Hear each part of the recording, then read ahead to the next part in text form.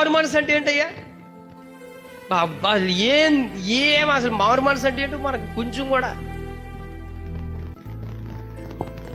మనలో చాలా మంది మారు మనసుకి అసలు తెలియక బాప్తిసం పొందుకునే వాళ్ళు ఉన్నారు.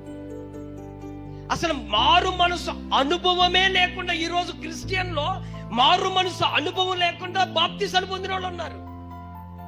మారు మనసు అనుభవం లేకుండా వాక్యాలు బోధించిన వాళ్ళు ఉన్నారు. మారు మనసు అనుభవం లేకుండా క్రైస్తవ్యంలోకి వచ్చిన వాళ్ళు ఉన్నారు. అరే నువ్వు ఎందుకు యేసు ప్రభువుని నమ్ముకున్నావంటే వాడు చెప్పే సామెత ఏంటో తెలుసా? సార్ గుండెలో నొప్పి వచ్చిందండి, యేసయ్య మందిరానికి వచ్చానండి, యేసయ్య నన్ను బాగు చేశాడు కాబట్టి యేసు బాబు నమ్ముకున్నానండి. అరే నిజమైన మారు మనసు ఎదురా నీకు?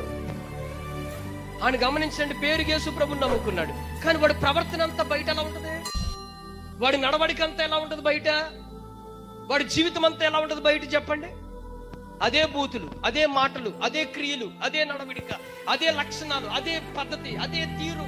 ఇక దేవుడు నమ్ముకున్న వారికి, దెయ్యాన్ని